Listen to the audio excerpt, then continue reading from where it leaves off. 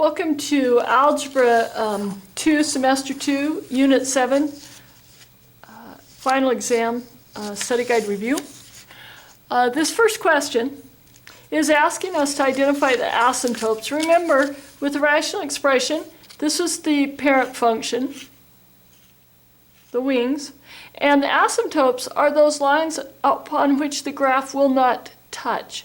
So the graph's being contained here and here in this situation. Now, the asymptotes are these lines where it won't touch. Your vertical asymptote is your x, and all you have to do is set your x minus h to 0, and then solve it. And your horizontal, that's your up-down movement, so that's that your y is equal to k, whatever that k movement is. Okay, so if we find our h, and again, it wouldn't hurt to go over your HK format of this. So it's plus or minus a over x minus h plus k.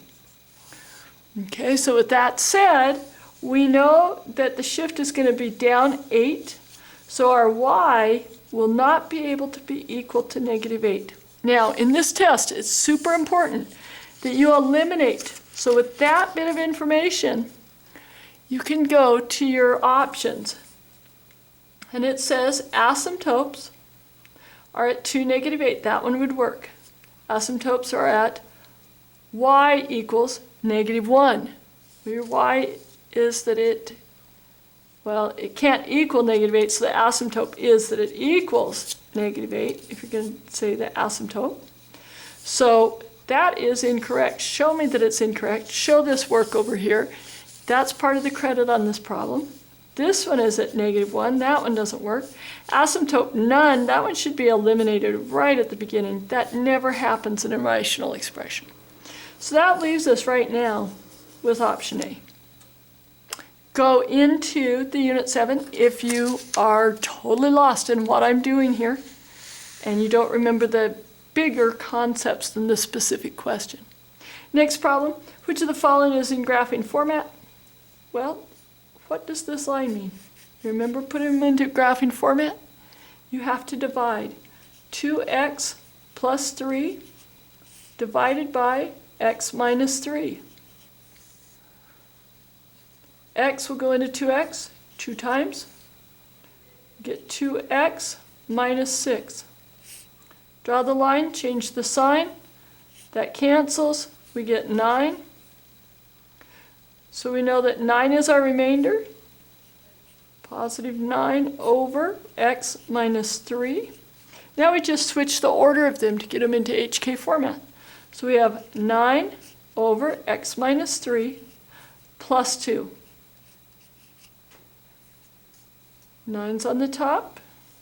This is the only one that 9's on the top. This one, we've got 3 on the top. They put the 9 right here. So that one's out. Here, they absolutely switched where these should be. And here, they have the 2 up on top. The 3 is completely wrong. Okay? So, that shows what's wrong with these. That shows the work. That shows the answer. Next one. Says, which statement describes the end behavior of this function? Well, we need to get it in graphing format, just like we did up here.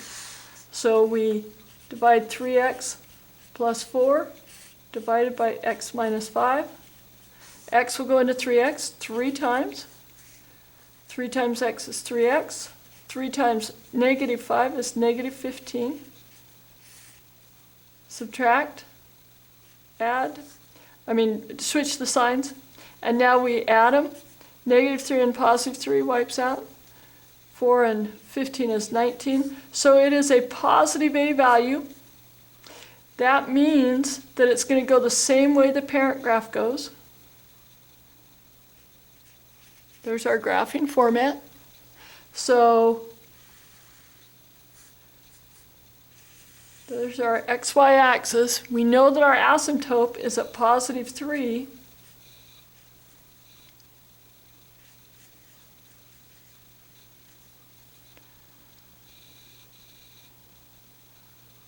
So we know if it's like the parent function back up here where the wings go, we know that as you go towards infinity, that as you go towards x positive infinity, the y is getting ever so close to that positive 3. So the f of x is getting close to positive 3. Now let's look at our options, see if we can narrow it down off that. So as x approaches positive x, here we go, it goes near 5? No. Goes through near 5? No. But these two are both correct. So now we need to look going this way. Remember, we've got angel wings, like this. And I have ignored my right-left shift because it's unimportant when I'm looking at the end behavior. The end behavior, no matter which way it's shifted, left or right, is going to be the same. It's going to approach the same asymptote. So now as x goes towards negative infinity, out here, that's what we've got here, negative infinity, the y is going ever so close to 3, not negative infinity. You don't have any that do that in your rational expression. Okay, with all the drawings, I can see exactly what you're thinking there. Make sure you show your thinking, even if you have to explain it in words, how you logically figured this out. Translate the graph 2 units up. Well, if we go back to the x minus h plus k, we know that that 2 units up is our k value.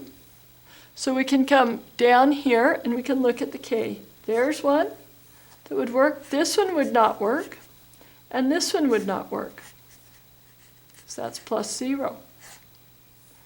Okay, so that leaves us with these two. Now we say 1 unit right. Remember that right is a negative h. So in here it would be an x minus 1, x plus 1. That's a problem. So that one is wrong. We have to assume this is right, but you should go ahead and divide it like you've done on these problems to make sure that it comes out correct, and it should come out as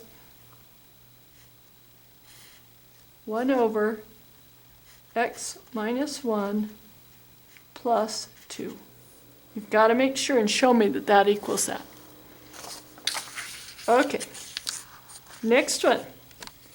Which is the graph 3x plus 1 over x plus 3?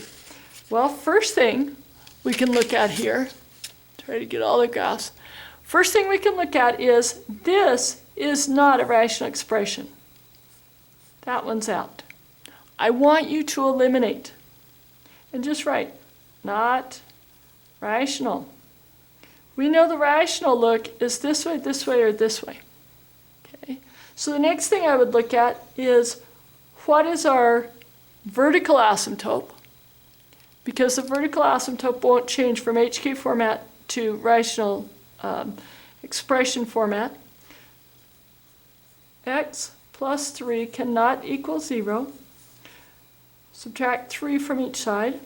We get x cannot equal negative 3. Well, if we look at our asymptotes, this one's at negative 3, this one's at negative 3, but this one's at positive 3.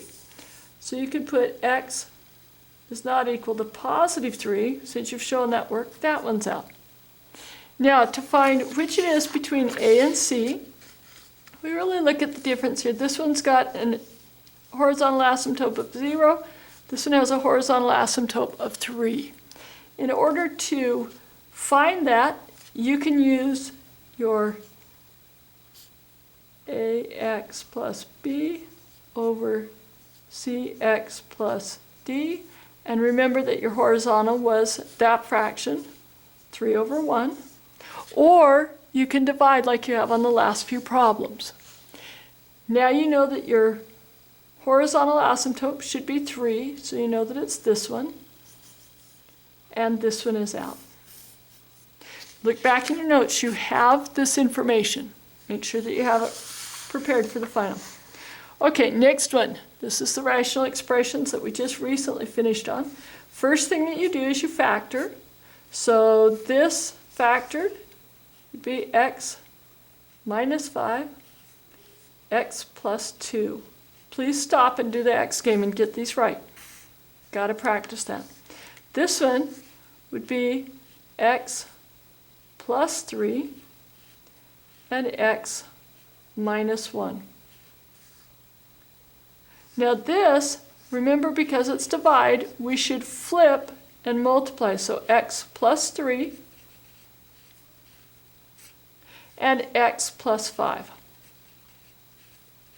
Now we just reduce whatever factors on the top that's the same as the bottom can be marked out. So x plus 5. Ooh, and they want, that one almost got me. I thought it was going to cancel, but that's x minus 5, that's x plus 5. X plus 3 will cancel with x plus 3 though. So that leaves us with x minus 2, x plus 2 on the top. You've got that here. That's good. You've got more than that here, so we have to mark that out. That shouldn't be there. You don't have enough there, so mark that out, and you don't have enough there. Now we'll assume, let's check, these factors, that's correct. Next problem. We are subtracting, you have to have common denominators. Wow, was that nice or what? I gave you a common denominator. So all you need to do is go ahead and subtract. Negative 4 over x minus 4. These are out. These are out. You would be multiplying there, and here, I'm not sure how they'd get that one. Oh, they would cancel their negative 4s. So this is the right thinking here. Show the work. You may even write a note telling me, hey, they've got like denominators.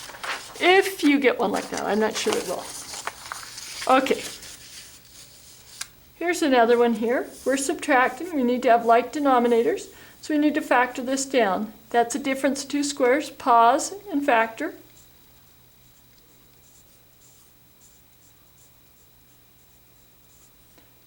So that's what I have on the bottom. That's what I have on the bottom. My LCD has to contain both. So I put this one in, x minus 4, x plus 4. And then this x minus 4 is also in there. So it's all accounted for. If this is my lowest common denominator, now remember, since there's no equals, you can't just multiply them and cancel your fractions. You have to have that on the bottom. This already has that on the bottom, so we can just bring it over. 3x plus 4. This one, however, does not have it on the bottom. It's missing the x plus 4, so we need to multiply top and bottom by x plus 4. So we have minus 2 times x plus 4. In order to work that out, we distribute, so it's 3x plus 4 minus 2x, negative 2 times 4, minus 8, over x minus 4, x plus 4. 3x minus 2x is 1x. 4 minus 8 is negative 4. So we have x minus 4 on top. Over x minus 4 and x plus 4. Well, doesn't that mean that we can cancel these two factors, reduce it? So we would have 1 over x plus 4. Take one step at a time on these. Remember, factor first. If each of the following expressions is defined, which is equivalent to x minus 1? So in other words, now you've got to take each of these and reduce it. Well, if we reduce this one, it comes out to x plus 1, so it's out. If we reduce this one, it's being multiplied, so we can just go ahead and cancel. That one's x minus 1. We could stop right there. We do need to show why these are wrong. This is a common denominator, so we would have x plus 1 plus x minus 1 above x plus 2. X plus x would be 2x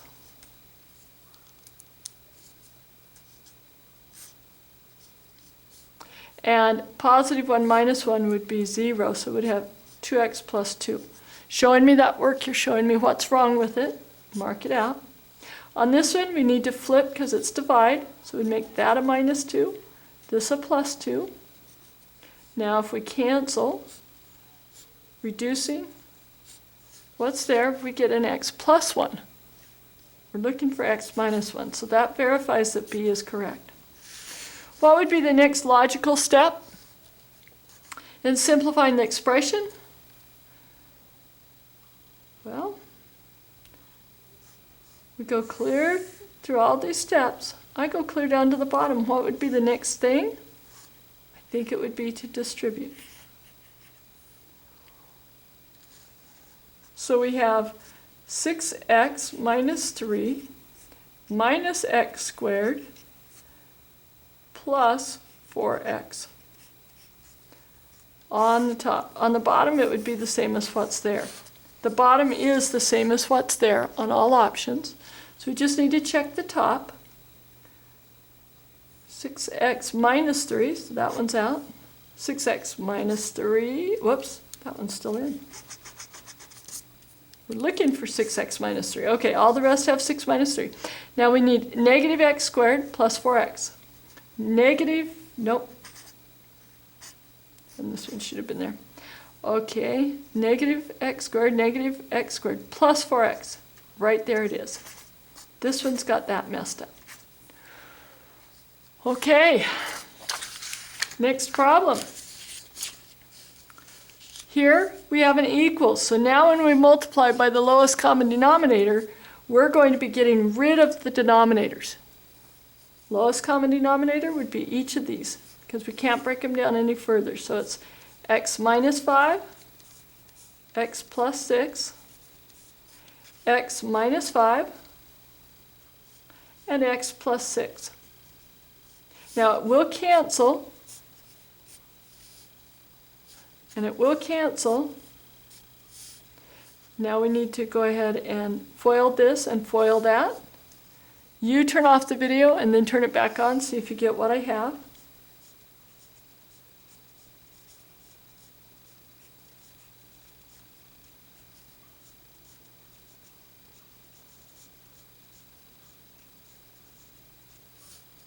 Now when you have to reterm, you need to make sure and get them all to one side.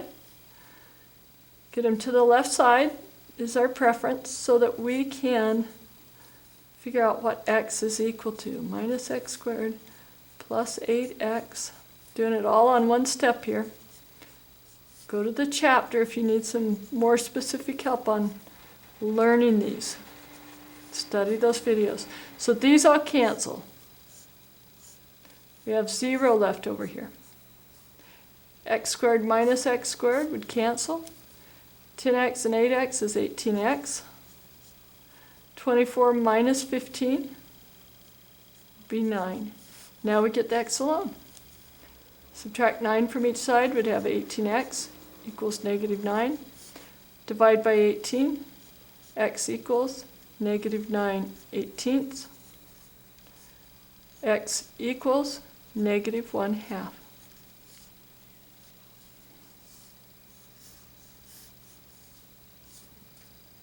There it is.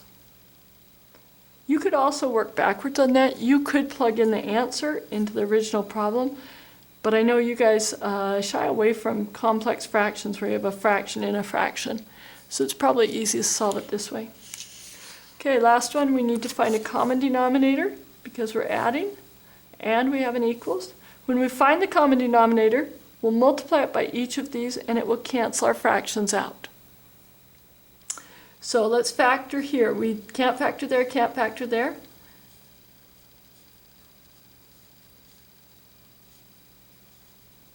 There we go. There's the factored form. So we now know we're going to use this as our lowest common denominator. We're going to multiply every term by x minus 1, x minus 6. X minus 1, x minus 6. X minus 1, x minus 6. So we cancel, cancel, cancel, cancel, cancel, cancel, cancel, cancel. Okay, we have 3x times x minus 6. 3x times x minus 6. We have 2x times x minus 1 plus 2x times x minus 1 equals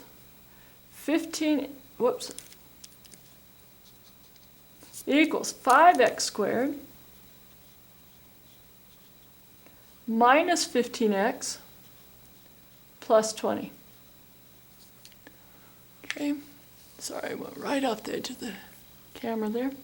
So we distribute, we get 3x squared minus 18x plus 2x squared minus 2x equals 5x squared minus 15x plus 20.